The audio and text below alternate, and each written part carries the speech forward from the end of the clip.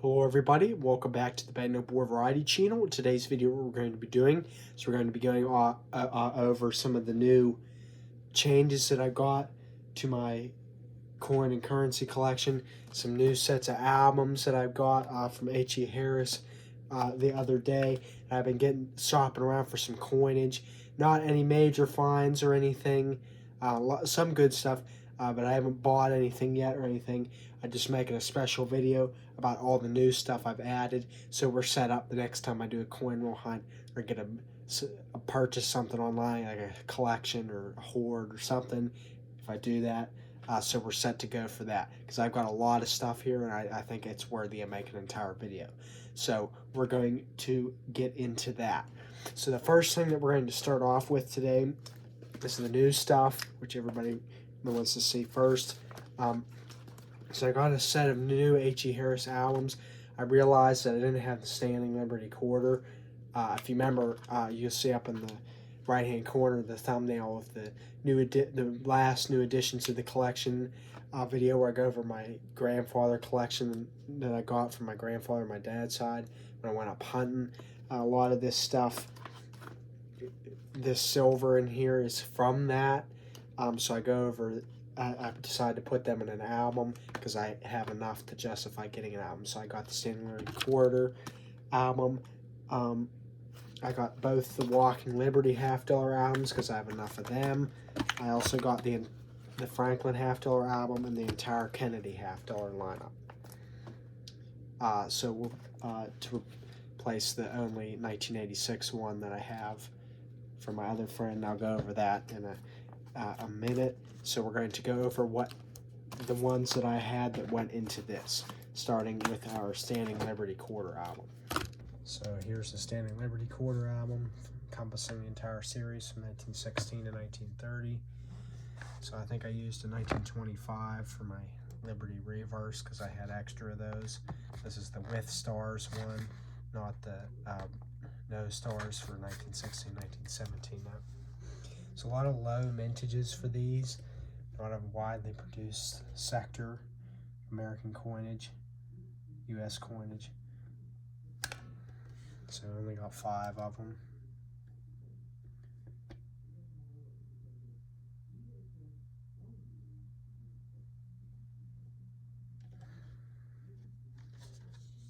And there's some wording on there, so you can pause to read that.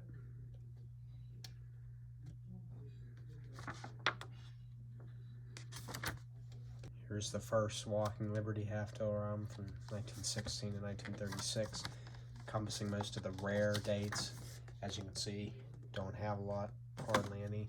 I just have from my grandfather on my mom's side the 1917 S reverse mint mark, which isn't as rare as the obverse mint mark, but that is the harder to find one. Yeah, albeit beat up, but it's that. And then I think I used a 1942 as my reverse. So that is that.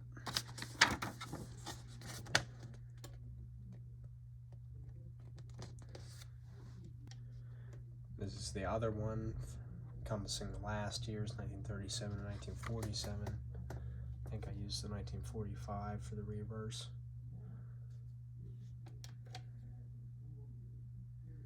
These are all from my grandfather and my dad's side.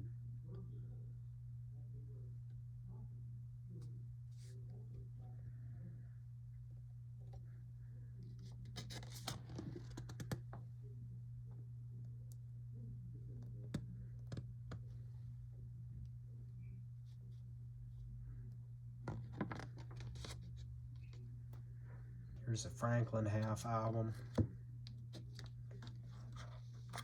I only have 6 of these from my grandfather and my dad's side.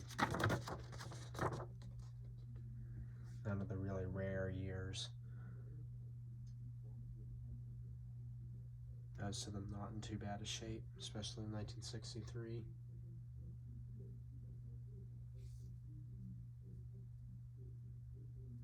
Now they didn't have a slot at the front for you to put your reverse design, just an empty slot here, so I put it there.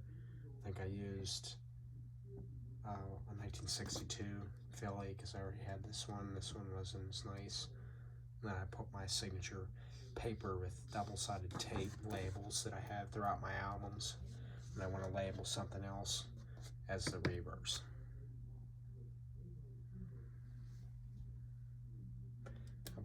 I always like to have the first year reverse, as I've said in my other years, but as you can see, the 1948 is quite a scarce date. If I ever did get 2 of them, it would be going in there.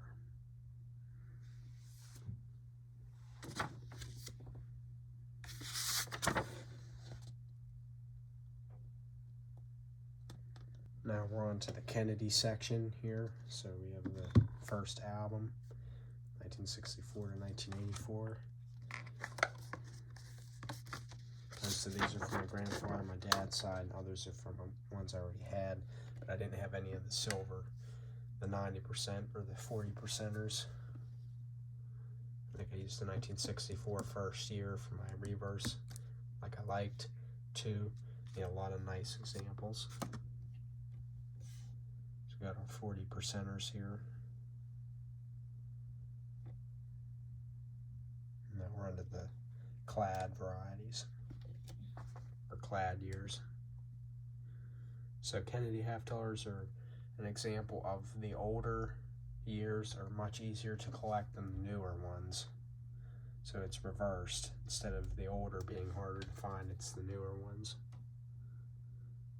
So these are the much easier to collect years. That's why I have much more of them.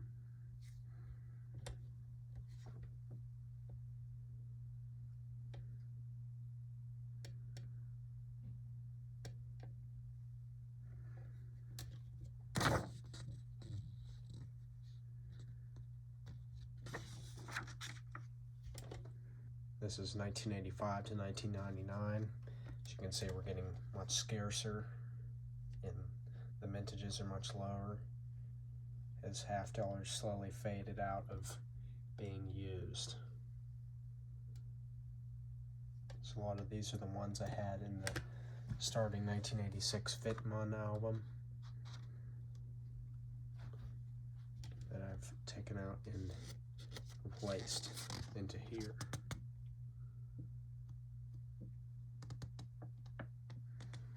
I used a 1982 for the reverse, even though it was much thinner on the 1985 one, but I don't have any of those.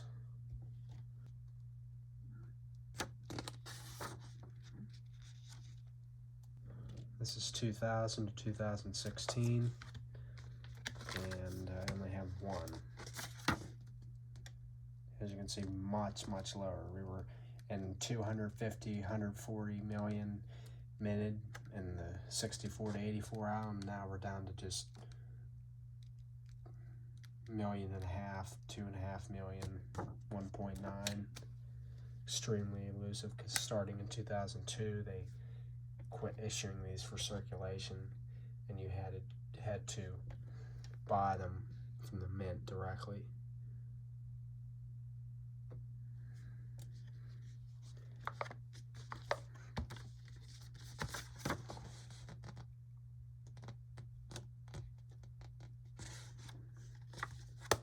And then I have the starting 2017 album, which I have none for.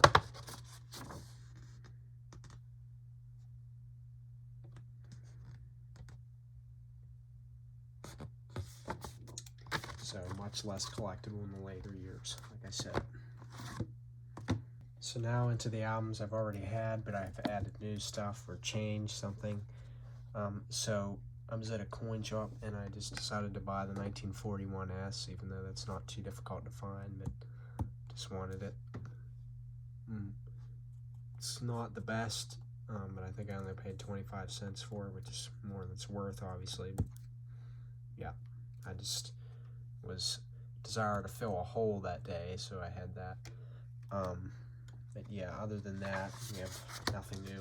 If you're new to this channel and you want to see how I've gotten all these, I have videos all on my channel for me starting these albums to where I'm at now with almost probably close to 20 albums.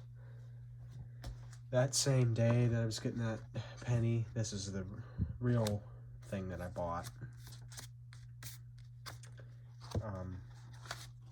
I added to my V-Nickel album. This is for the recent hunt I did. We'll get to that in a second. I bought the 1883 without cents. Now there's a couple things about this. The 1883, they were taking these and circulating them as $5 gold pieces because they didn't have the word cents underneath it like this one does. I think this is a 1910. So starting later in 1883, they added the cents. Now the reason I only paid like $21 for this, the reason these are worth much less than the 1883 with cents, despite there only being 5.5 million minted compared to 16 million, is there are much more of these saved than the with cents were, because people thought this would be a collectible variety and would be faded out compared to this, which it was, but there's much more saved and in nicer conditions, I'm guessing, than these. These are much more expensive, despite there being more. But I couldn't resist it because it was just such a nice V-Nickel. As you can see, all of it's in about uncirculated, so in the 50s range of AU. Brilliant. A couple scratches, but all of Liberty intact. It was probably in a collection most of its life, and I just could not resisted that, because as you can see, all the other V-Nickels we have are just hammered. Can't even read Liberty on them. So I just wanted to have a specimen of a V-Nickel that was in brilliant shape. And just to prove that I'm not lying about the cents thing, I don't see why I would, but as you can see, there is no cents underneath the V like there is on the later one. Cents, no cents. The 1883, no cents. New additions to the Buffalo Nickel album. Now, I didn't buy any of these or hunt for them. I actually was just looking through my old a box of Buffalo Nickels from my grandfather and my dad's side collection, just to recheck them, because I got some Nicodate and I had some dateless nickels, and I wanted to get them checked with this to find if they were dates that I need. Now, this pretty much makes your coins worth only 10 to 20% of the value once you do it. But I did find the 1916 S. It's hard to see. There's an S on the back in that pile that I had 3 nickels that I had set out just from when I got Nicodate. And then I found the 1918. Now, I did find another, the one in my pile was a 1918, as you can see, and I couldn't read the dates, so I Nicodated it. Yeah, it was a 1918 Philly. But then I found, looking closely, in another one I had, it was a 1918 as well. As you can see, the 8 and the 1, and I'm showing you another photo on the right of a closer look at that. So I figured, since I didn't have to Nicodate this, it was better than having a Nicodated one, so I replaced that shortly after that. Speaking of Nicodate, I also tried Nicodating this V-Nickel, which I'm almost positive is in 1893, but I ended up making it worse. It just wasn't a good specimen to... I'm almost positive it's in 1893, which I already have, but I was testing the prospect of it being in 1891, which I need, but ended up ruining it. So yeah, we have that. I also tried dateless Standing Liberty quarter and half of Walking Liberty half, and I know what you're thinking. Why are you doing that? Well, you never Nicodate silver coins, and if you can't find a date on silver coins, there's nothing you can do. But yeah, that didn't work out too well, but I just wanted to see. So yeah, that is that. That's how I found out you can't use that on silver.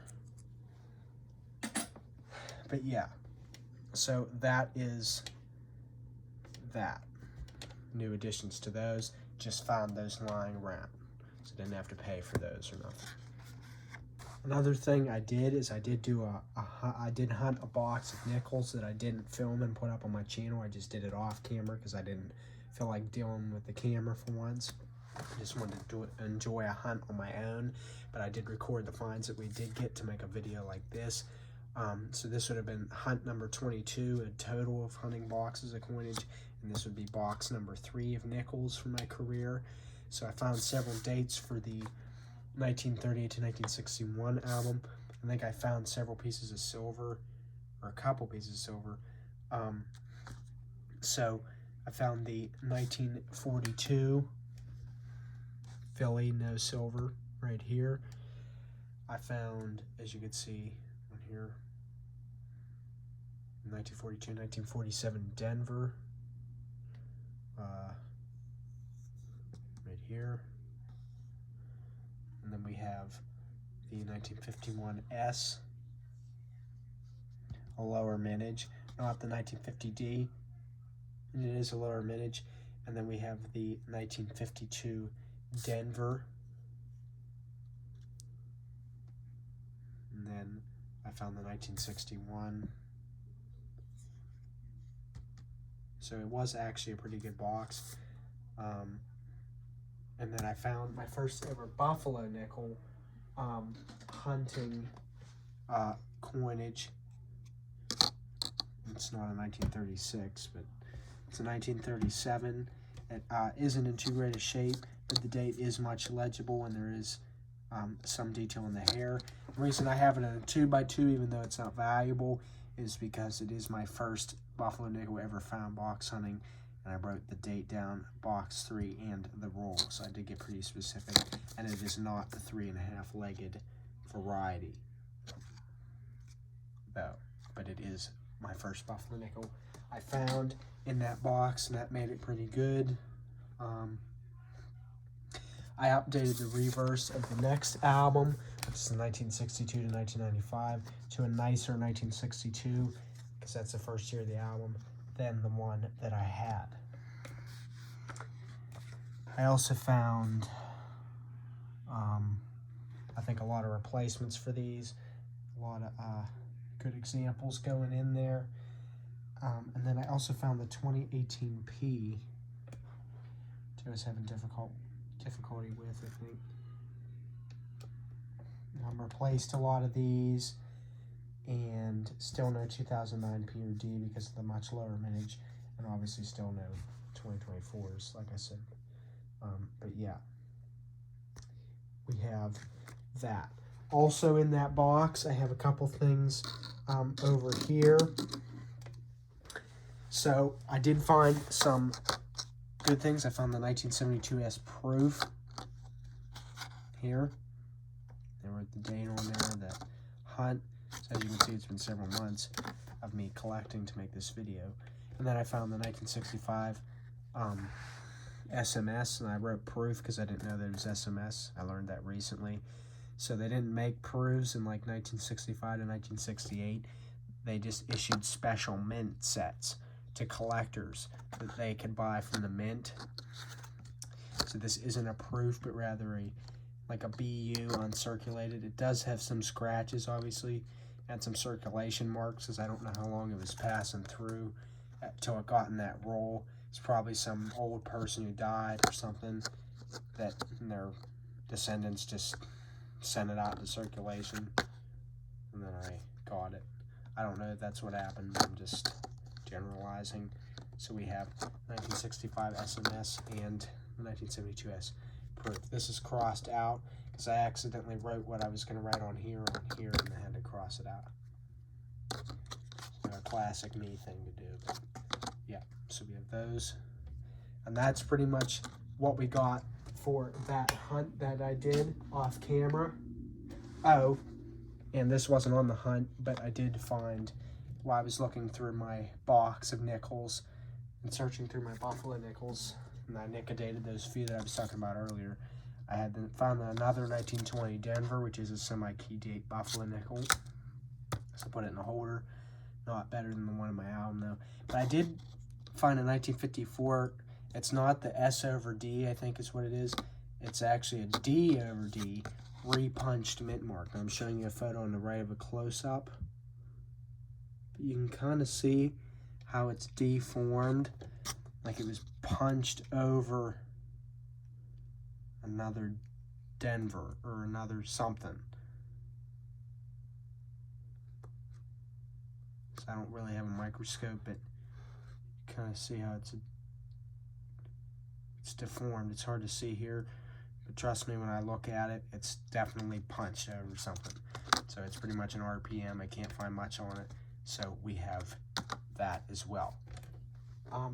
Also, the silver that I found in my dime box hunt video, which is my first ever silver, I put it in a 2x2, not because it's rare at all, but because it's my first 90% of found hunting, and I have the date on it. So that was at 1964 Philadelphia. So in total for that box, I did find 29 older nickels. Older is what I classify to be like 1960 and older. So I found 2 39s, 16 from the 50s, and 11 from the 40s. I think I did find silver. I may be wrong.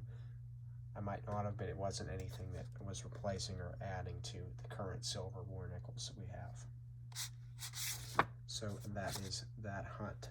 Starting with my new albums, I made some adjustments to the mintages because I think I was able to find the finalized mintages for 2022, 2023, in 2024.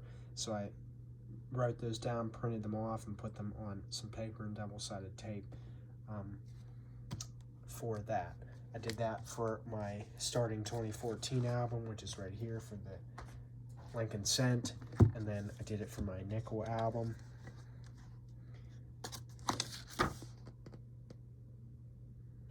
As you can see why the 2024s are so scarce and we still don't have them. We go from 734.8 million down to 36.7 million and 32.8 million. So yeah, I added that. And then I also did that for my starting 2000 to present Roosevelt dimes. I added the mintages for those years as well.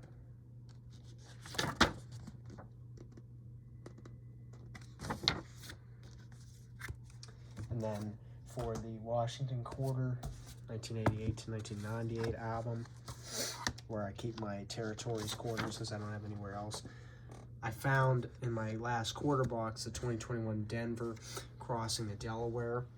Now I wanted to showcase this in this album, so I used the Philly for the reverse, crossing the Delaware reverse, put the mintage for the Phillies, and then I decided to place the Denver in here.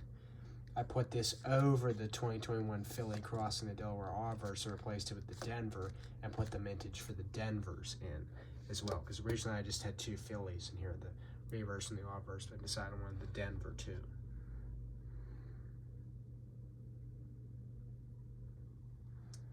So we have that. Now moving away from coinage and getting into my paper money album, I did make a small adjustment in here. I found a $100 bill. I was searching through some money for somebody else had. I found an older bill. I had a 1981 in here in this slot that was way more beat up than this is beat up. Not even worth keeping, but I decided I already have that slot used, so I might as well replace it with an older one, and I did with the 1977.